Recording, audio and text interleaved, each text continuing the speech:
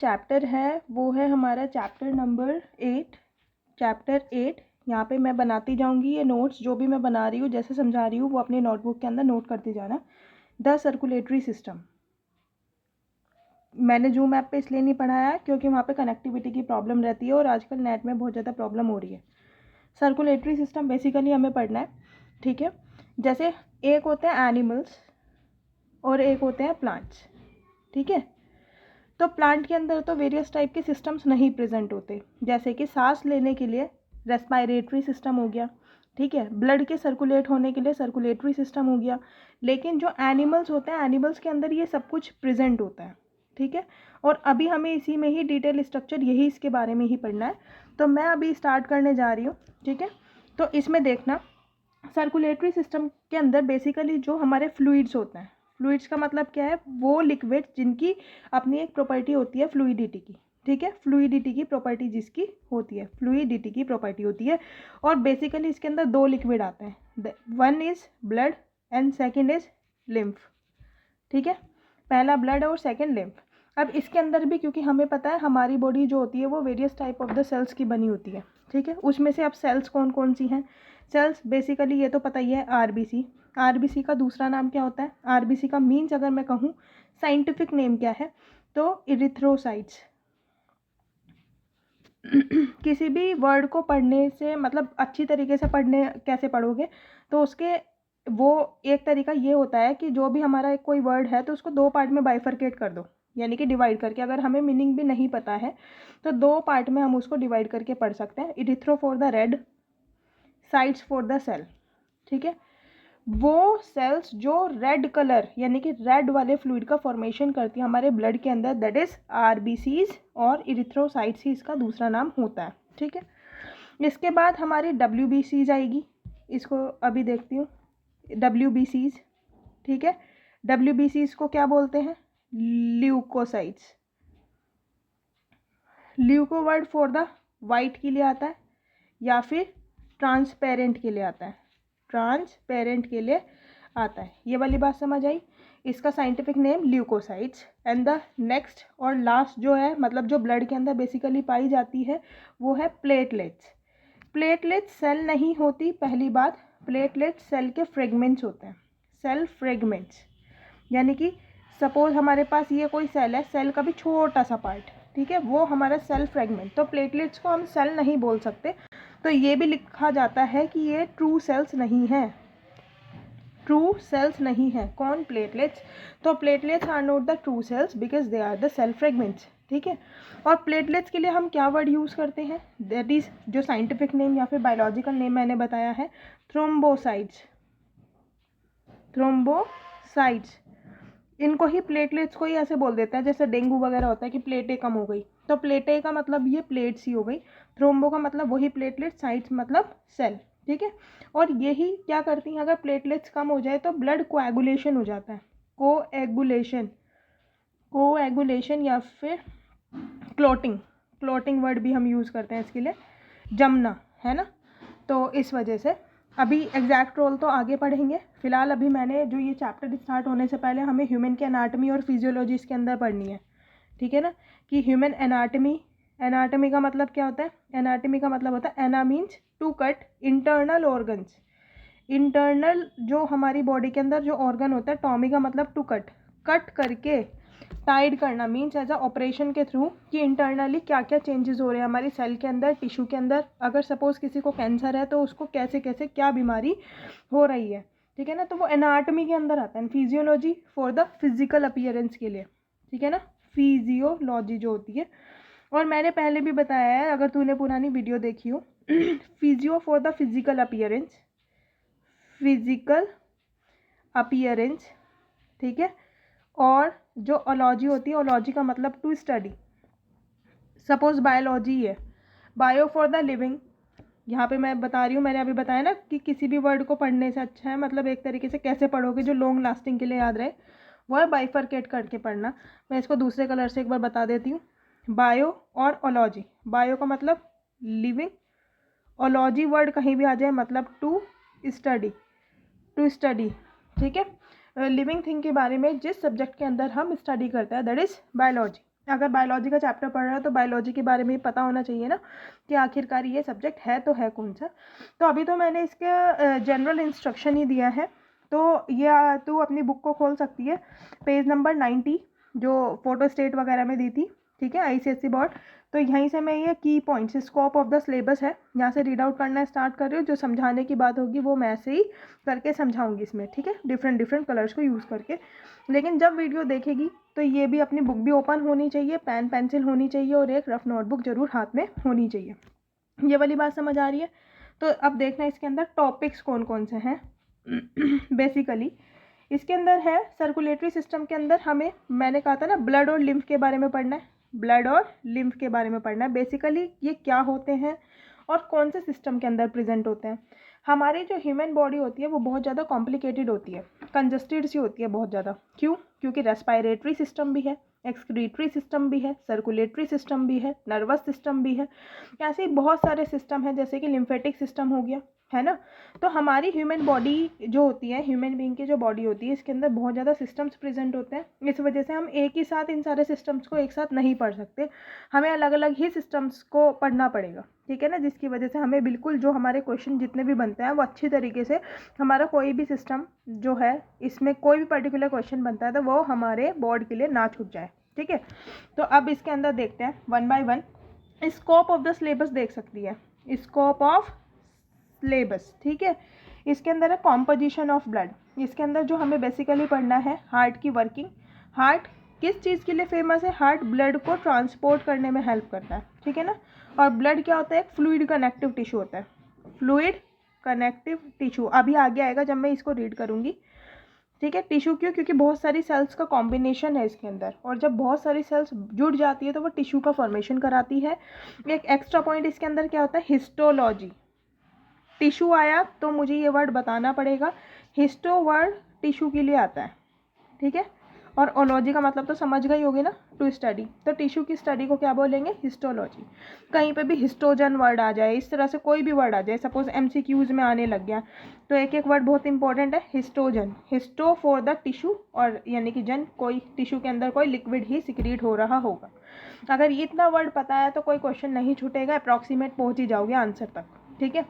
तो आप देखना हमें क्या पढ़ना है, कॉम्पोजिशन ऑफ ब्लड का पढ़ना है कि structure and function of RBC, WBC and platelets, इनके वेरियस टाइप के हमें क्या पढ़ने हैं, हमें फंक्शंस पढ़ने हैं जो जो सेल्स हमारे ब्लड के अंदर प्रेजेंट होती है। Next, brief idea of the tissue fluid and lymph. जो सेल्स होती हैं, सेल्स के बीच में हमारा, एक मिनट मैं दोबारा बना देती हूँ, जो हमारी ये बहुत सारी सेल्स है सपोज, और इसके बीच में ना हमारे लिक्विड्स भरे रहते हैं, मतलब इंटरसेल्यूलर स्पेस होता है यहाँ पे हमारे लिक्विड्स भरे रहते हैं। एग्जैक्टली अभी बताऊंगी, फिलहाल थोड़ा सा क्योंकि चैप्टर स्टार्ट करना है तो हमें थोड़ा ये पता होना चाहिए कि इसके अंदर हमें एग्जैक्टली पढ़ना क्या है। तो टिश्यू फ्लूइड बोलते हैं इसको, जो सेल के बीच में जो बेसिकली है टिश्यू फ्लूइड। और a lymph, increase in efficiency of the mammalian red blood cells due to the absence of certain cellular reasons organelles for the same. जो सेल होती हैं, 9th क्लास में पढ़ा होगा, सेल के अंदर बीच में न्यूक्लियस होता है, सेंटर मोस्ट, और यहाँ पे साइटोप्लाज्म के अंदर बहुत ज़्यादा सेल ऑर्गेनेलीज प्रेजेंट होती है, पढ़ी है ना, सेल ऑर्गेनेलीज। जैसे कि नाम आ जाना चाहिए दिमाग में बोलने से पहले, ER, एंडोप्लाज्मिक रेटिकुलम। ये दो टाइप का होता है, रफ एंडोप्लाज्मिक रेटिकुलम और स्मूथ एंडोप्लाज्मिक रेटिकुलम। ऐसे ही और कौन कौन से हो गए? Golgi apparatus, Golgi apparatus, lysosome, lysosome, somes का मतलब क्या होता है? बॉडी, ठीक है, कोई भी बैग लाइक स्ट्रक्चर या फिर कोई भी बॉडी पर्टिकुलरली। अब इसके बाद और भी बहुत ज़्यादा है, जैसे वैक्यूल्स हो गए, है ना, होता है ना, वैक्यूल्स हो गए, और क्या होते हैं? प्लास्टिड्स हो गए, माइटोकॉन्ड्रिया हो गई, that is power house of our cell, mitochondria power house of our cell, है ना। राइबोसोम्स हो गए, राइबोसोम्स हो गए, राइबोफोर जो प्रोटीन, इसको बोलते हैं प्रोटीन के फॉर्मेशन में हेल्प करता है ये, तो इस वजह से इसको कॉमनली क्या बोला जाता है? Protein factory. जैसे माइटोकॉन्ड्रिया को बोला जाता है power house of our cell, ऐसे ही राइबोसोम को बोला जाता है प्रोटीन फैक्ट्री, ठीक है। अब इसके बाद हमें इस चैप्टर के अंदर और क्या पढ़ना है? ब्लड कोएगुलेशन कैसे होता है? ब्लड कोएगुलेट कैसे होता है। अभी तो मैंने बताया था कि ब्लड के अंदर बहुत ज़्यादा टाइप की सेल्स प्रेजेंट होती है अलग अलग, लेकिन इसके अंदर various type of the proteins भी प्रेजेंट होते हैं, कुछ पर्टिकुलरली सोल्ट्स भी प्रेजेंट होते हैं, कुछ वाइटामिन्स भी प्रेजेंट होते हैं, कुछ एंजाइम्स भी प्रेजेंट होते हैं। तो बहुत सारे टाइप के इसके अंदर ये सब्सटेंसेस प्रेजेंट होते हैं। तो प्रोटीन भी रिस्पॉन्सिबल होता है और कुछ सी कैल्शियम आयन भी रिस्पॉन्सिबल होता है बेसिकली ब्लड कोएगुलेशन के लिए, ब्लड का जम जाना। और अगर ब्लड जम गया, पता है ब्लड कैसे हमारे बॉडी के अंदर मूव कैसे करता है, मतलब ट्रांसपोर्ट कैसे होता है। तो various type of the veins present होती है ना वेन्स, आर्टरीज हो गई हमारी, वेन्स हो गई हमारी, एंड फाइनली हमारी हेयर लाइक स्ट्रक्चर जो बहुत ज़्यादा वन सेल थिक होती है, कैपिलरीज हो गई। और ये किस तरह से है, ये ऐसे है जैसे ब्रांचिंग होती है ट्रीज़ की, सबसे जैसे बड़ी रोड के बाद ये ऐसे दो पार्ट में बाइफरकेट हो गई, फिर इसके भी कई सारे पार्ट हो गए, है ना, ऐसे कर करके। तो ऐसे इसके भी कई सारे पार्ट हो गए। तो ये क्या है, मेन, जैसे कहते हैं ना, हमें यहाँ से जाना है, हमें सपोज मुझे ही शामली से मेरठ आना है, तो मेन रोड कौन सी हो गई, मेन रोड, तो इस वाले को तो बोल देंगे आर्टरीज। तो यहाँ बस ही आ सकती है। फिर हमें ई रिक्शा लेनी पड़ेगी, है ना। जब हमें बेसिकली मैं मेरठ आ गई तो मुझे यहाँ पे घर तक पहुँचने के लिए, घर यहाँ है ना, तो यहाँ के लिए ई रिक्शा की ज़रूरत पड़ेगी, ठीक है। तो अब इसके बाद क्या होगा, हमें यहाँ पे ई रिक्शा नहीं जा सकती, उसका स्टॉपेज यहीं तक है, तो यहाँ मुझे पैदल जाना पड़ेगा। तो ये हो गई कैपिलरीज।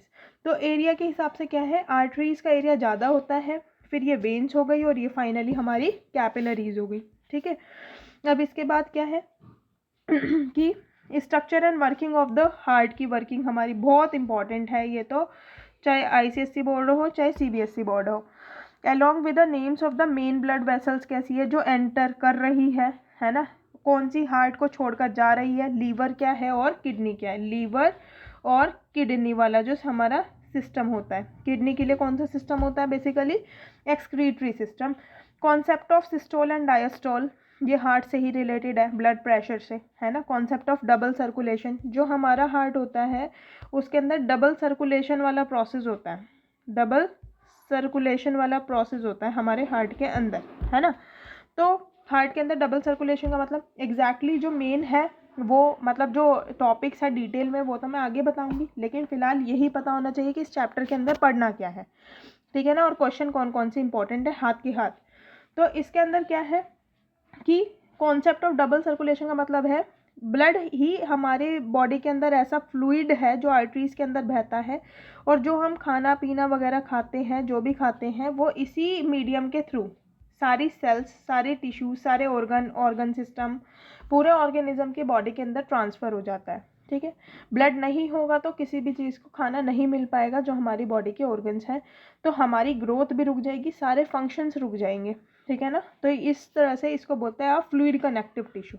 तो ब्लड क्या हुआ हमारा, अ fluid connective tissue. Fluid means liquid and connective tissue, क्योंकि 9th में पढ़ा था ना, कनेक्टिव टिश्यू हमारे बहुत सारे टाइप के होते हैं, मेरिस्टेमेटिक, कनेक्टिव, है ना। तो इस तरह से, तो कॉन्सेप्ट ऑफ डबल सर्कुलेशन का मतलब क्या है, हमारी बॉडी के अंदर जो एक ऑर्गन के अंदर से 1 मिनट में हमारा ब्लड निकल गया, तो हर एक ऑर्गन के अंदर तो एक ही बार में निकलता है, लेकिन और जो ऑर्गन होते हैं, सपोज जैसे हार्ट हो गया, हार्ट के अंदर से 2 बार जाके जाता है, मतलब 1 ही मिनट में 2 बार होके 2 बार गुजर के जाता है ब्लड, ये बोल सकते हो। अदरवाइज हमारे हर एक ऑर्गन के अंदर एक ही बार में ब्लड निकल जाता है, क्योंकि 2 बार ब्लड गया हमारे हार्ट से, तो दैट इज डबल सर्कुलेशन। और वो मैं वर्किंग के अंदर बताऊंगी, जब मैं हार्ट का डायग्राम बना के उसकी वर्किंग बताऊंगी। लेकिन फिर भी एक बार यूट्यूब पे मेरी ये वीडियो पड़ी है सर्कुलेटरी सिस्टम की, एक बार देखी भी थी, जिसका मैंने लिंक भेजा था, उसको एक बार दोबारा देखना, ठीक है। अब इसके बाद है ब्लड वेसल्स। ब्लड वेसल्स में मैं पहले ही बता चुकी हूँ, आर्टरीज, वेन्स एंड कैपिलरीज पढ़नी है, to be explain with the help of a diagram to bring out the relationship between their structure and function, ठीक है।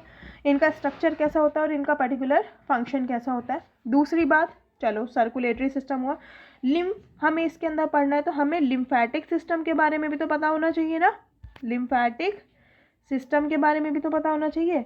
तो इसके अंदर कुछ लिम्फेटिक ऑर्गन्स भी होते हैं, जिनको हम लिम्फ ऑर्गन्स के नाम से भी जानते हैं, जिनको हम लिम्फ ऑर्गन के नाम से भी जानते हैं, ठीक है। अब इसके अंदर क्या है, स्प्लीन एंड टॉन्सिल्स। वैसे तो 7-8 होते हैं, जो ये ऑर्गन होते हैं जो लिम्फेटिक सिस्टम के अंदर आते हैं। लेकिन आपकी बुक में अभी जो आप 10th में हो तो सिर्फ और सिर्फ स्प्लीन दे रखा है और टॉन्सिल्स दे रखी है। टॉन्सिल्स वही वाले हैं जो बच्चों के गले में भी हो जाते हैं, ठीक है। अब क्या है, स्प्लीन क्या होता है, तो स्प्लीन को हम बोलते हैं graveyard of RBC. Graveyard of RBC. RBCs के लिए मैंने अभी बोला एरिथ्रोसाइट वर्ड हम यूज़ करते हैं। ग्रेव, ग्रेव क्या होती है, सोच के देखना, ग्रेव का मतलब कब्र होती है ना, तो ग्रेवयार्ड ऑफ आरबीसी बोली जाती है क्योंकि जो भी सेल्स होती है ना हमारी बॉडी की, उसकी एक पर्टिकुलर लाइफ स्पैन होता है। लाइफ स्पैन का मतलब क्या है, लाइफ स्पैन का मतलब है वो टाइम पीरियड जब उसका बर्थ से लेके, मतलब जब वो प्रोड्यूस हुई है अप टू डेथ तक का जो टाइम पीरियड है उसको क्या बोलेंगे, लाइफ स्पैन बोलेंगे। और जो देखा गया है आरबीसीज का जो लाइफ स्पैन होता है वो अप्रॉक्सीमेट 120 डेज़ के लगभग होता है। तो उसके बाद ये अल्टीमेटली डेथ हो जाएगी। तो ये मरी हुई जो आरबीसी है, मतलब अगर मैं इसको यही तो बोलूँगी ना, जब ये पूरी हो चुका, इसका लाइफ स्पैन पूरा हो चुका, तो अब ये कहाँ जाएगी, तो ये लिम्फेटिक सिस्टम के अंदर, लिम्फेटिक जो हमारा सिस्टम था उसके अंदर हमने अभी कौन से ऑर्गन के बारे में बात करी है, स्प्लीन। स्प्लीन के लिए मैंने क्या वर्ड यूज़ करा, ग्रेवयार्ड ऑफ आरबीसी। तो ग्रेवयार्ड ऑफ आरबीसी के अंदर जाके स्टोर हो जाती है। अब हमें क्या पढ़ना है, जब हम ब्लड पढ़ेंगे सर्कुलेटरी सिस्टम के अंदर, तो इसके अंदर क्या है, एबीओ ब्लड ग्रुप के बारे में भी पढ़ना है। जैसे टेस्टिंग के दौरान किसी को भी यूं ही नहीं डोनेट कर देते ब्लड, जो डॉक्टर्स होते हैं वो टेस्ट करते हैं। वो क्यों टेस्ट करते हैं, एबीओ जो हमारा ब्लड ग्रुप है, ठीक है ना, वो क्यों टेस्ट करते हैं, वो टेस्ट ही इसलिए करते हैं कि अगर बाय चांस मिसमैचिंग हो गई तो ब्लड कोएगुलेट हो जाएगा और वो जो जिसने लिया है, डोनर जो है, डोनर को तो कुछ नहीं होगा लेकिन रेसिपिएंट को ब्लड का कोएगुलेट होने का मतलब सारे फंक्शंस रुक जाएंगे, ब्लड जम जाएगा आर्टरीज, वेन्स एंड कैपिलरीज के अंदर, तो वो मर जाएगा। Significance of hepatic portal system.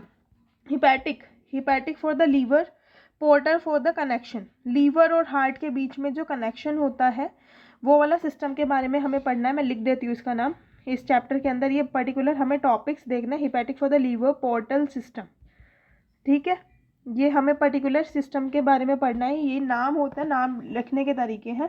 तो देख, अब मैंने शॉर्ट में क्या बताया वो मैं बता रही हूँ।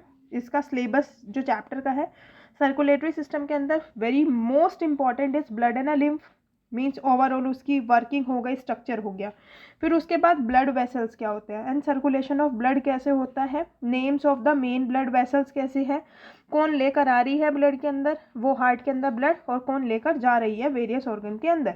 लीवर क्या है, किडनी क्या है, किडनी की क्यों रिक्वायरमेंट हुई, लीवर की क्यों रिक्वायरमेंट हुई, और various type of the lymphatic system के अंदर जो ऑर्गन्स होते हैं और लिम्फेटिक सिस्टम क्या है। और ये एडिशनल मैं कर रही हूँ कि ब्लड और लिम्फ के अंदर डिफरेंस क्या आता है, क्या पता बाई चांस क्वेश्चन में आ जाए, राइट। अब इसके बाद हम यहाँ पे देख रहे हैं कि ऑलमोस्ट ऑल द, ये बॉक्स में गिवन है पेज 1 यानी कि 90 पेज के ऊपर ही, यहाँ देख सकती है जो ये नोट में लिखा हुआ है जो बॉक्स में बना हुआ है, ठीक है। तो यहाँ देखना, almost all organisms including human have some kind of the fluid circulating in their body. Such fluid constitute the distributing system to supply the substances as well as collecting system to pick up the substances to and fro from the various part of the body including the remote cell. In this chapter we will study about the circulatory system in a body, their composition and their function. ये मैंने बताया हर एक organism के अंदर एक fluid यानी कि एक लिक्विड मटेरियल प्रेजेंट होता ही है, चाहे वो लोअर ऑर्गेनिजम्स हो चाहे वो हायर ऑर्गेनिज्म हो, जैसे कि as we human beings, right. लेकिन इसके अंदर क्या है कि जैसे फ्लूइड होता है, मतलब कहने का है कि कोई ना कोई ऐसा फ्लूइड वाला सिस्टम प्रेजेंट होगा ही जो हमारी day to day life activities को चला सके, ठीक है। इस चैप्टर के अंदर हमें यही करना है।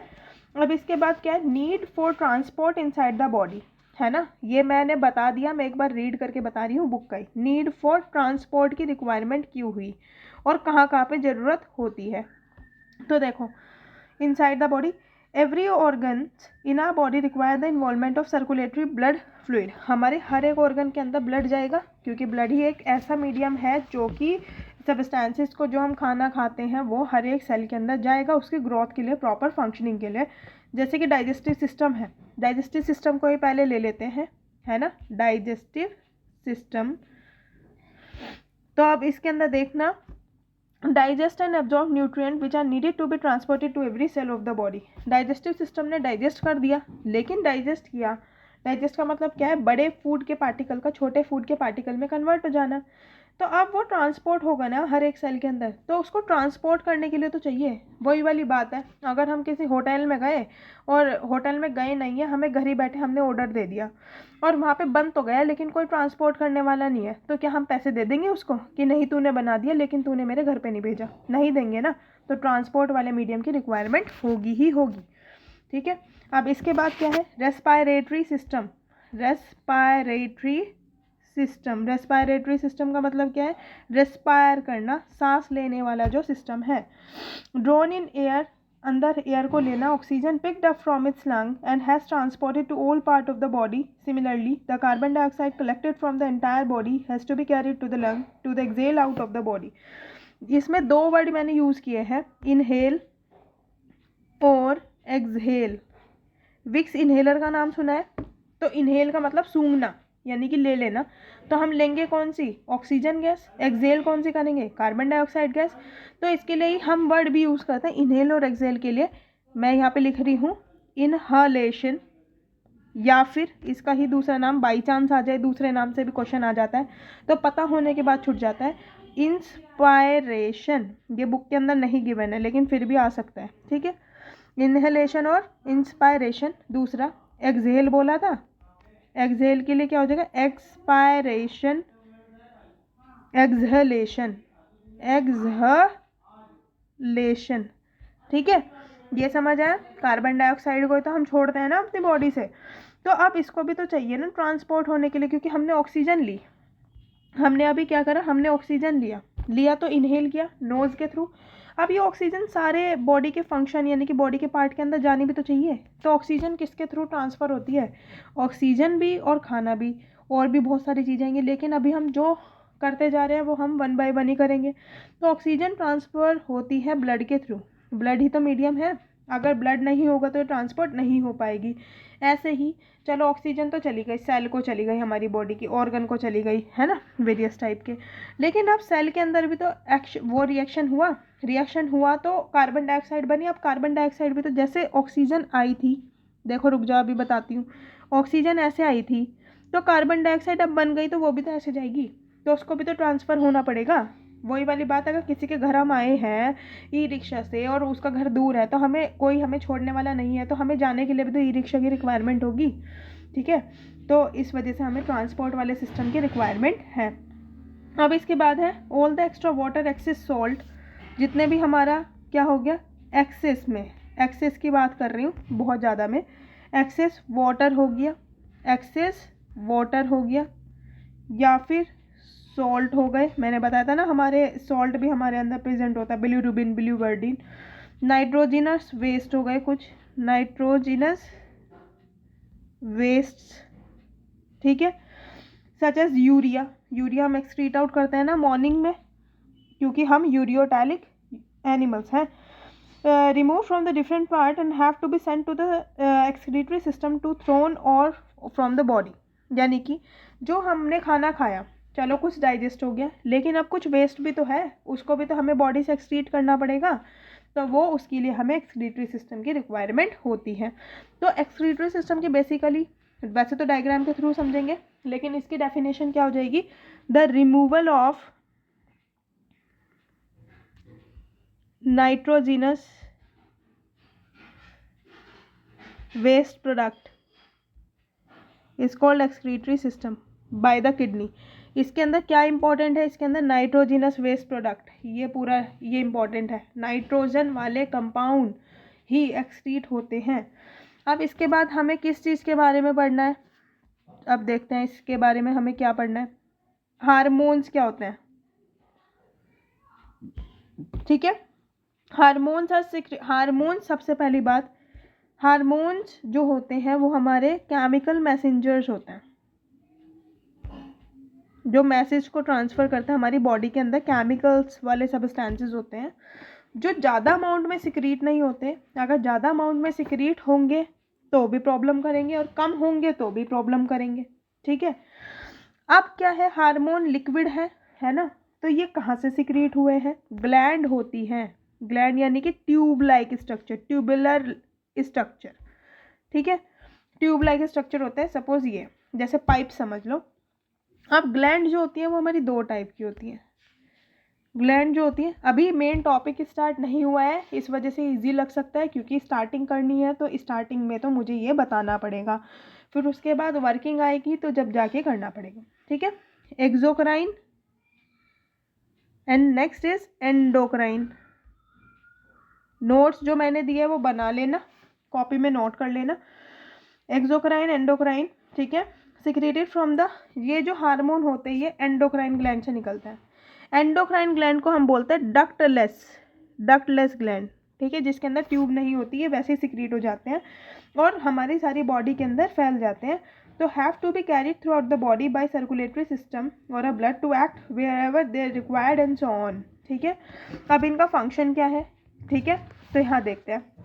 All such function that need transport are perform by the two circulatory system. Transport के लिए हमें कौन से सिस्टम्स की रिक्वायरमेंट है, सर्कुलेटरी फ्लूइड्स की रिक्वायरमेंट है, सर्कुलेटरी सिस्टम की रिक्वायरमेंट है, ब्लड और लिम्फ की। Beside transport these fluid have some other function also. Transport के अलावा भी इनके और भी तो फंक्शन होंगे, तो वो हमें डिटेल में पढ़ना है, ठीक है। और इसके अंदर और भी है कि वॉल्स किसके अंदर प्रेजेंट होती है, आर्टरीज में होती है, वेन्स में होती है, कैपिलरीज में होती है और क्यों होती है, ब्लड प्रेशर के ऊपर क्या है, तो वो हम नेक्स्ट वीडियो में कवर करेंगे नेक्स्ट टर्न पे। और जो आगे का टॉपिक रहेगा वो 8.2 से रहेगा, दैट इज़ 91 पेज नंबर। इसको थोड़ा सा रीड आउट कर लेना। Fluid in our body, fluids in our body, ठीक है, इसको ही डिटेल में पढ़ेंगे कि ब्लड क्या है, टिश्यू फ्लूइड क्या है, लिम्फ क्या है, ठीक है, और फिर इसका हार्ट का डायग्राम क्या है। हार्ट का डायग्राम को मैं यहाँ पे सिर्फ एक्सप्लेन करूँगी, एक बार बनाती चल जाऊँगी, उसके लिए मेरी जो वीडियो है सर्कुलेटरी सिस्टम वाली उसको वो देख लेना, ठीक है। नेक्स्ट टाइम पे आगे की वीडियो कवर करेंगे, आज के लिए इतना ही, ठीक है।